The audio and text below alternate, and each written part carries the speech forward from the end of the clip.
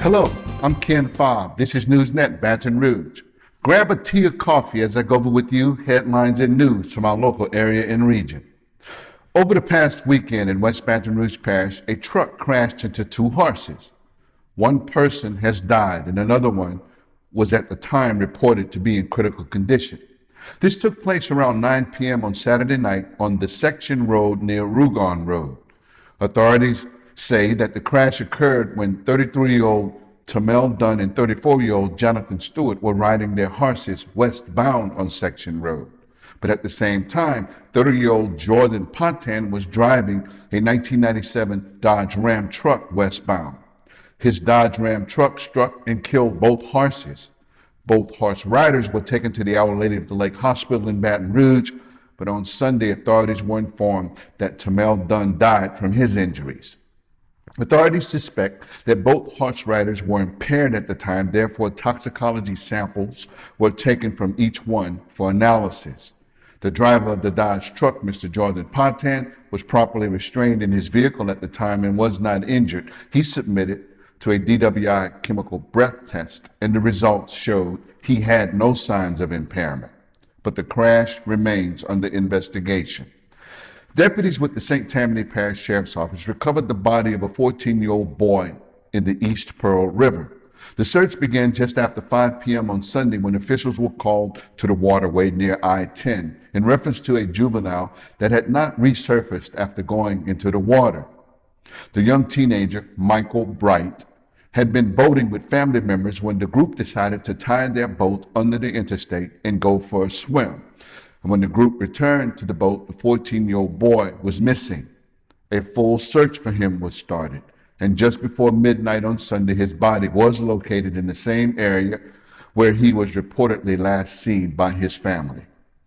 In Gonzales, 5 people were finally recently arrested for writing and then cashing fake payroll checks.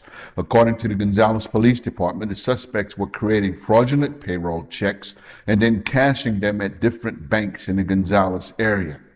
According to the arrest warrants, the defendants are identified as Dayla Gadry, Kelsey Wilson, Kim Bowman, Toby Rawls, and Taylor Reagan. Also in Ascension Parish, the accused killer Dakota Terrier was back in court on Monday for attorneys and the judge to discuss the required funding for his capital murder trial.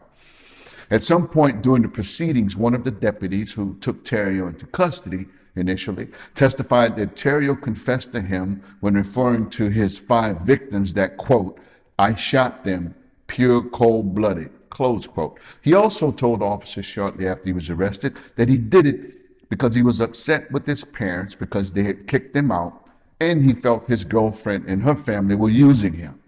Dakota Terrier's attorneys have been asking the judge to find a source for the required funds for his defense team or stop the prosecution from going forward at this time if no funding can be found, because they have no more money to conduct their own investigations and to hire the needed experts, and because so far they have been working without pay on Terrier's behalf.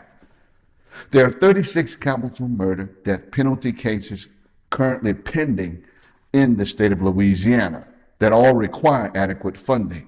Dakota Terrier's case is currently 4th on that list. So I will keep you updated with new developments as they arise. In the city of Zachary, a new 500,000-gallon water tower is being built.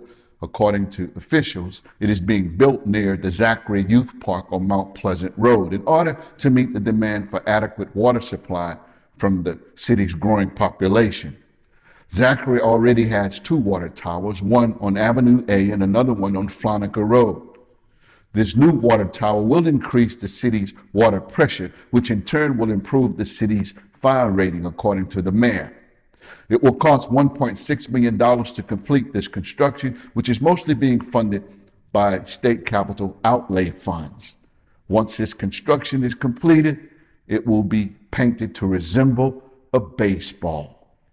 These have been headlines and news from our local area and region. I'm yours truly, Ken Fobb. I'll see you next time right here on NewsNet, Baton Rouge.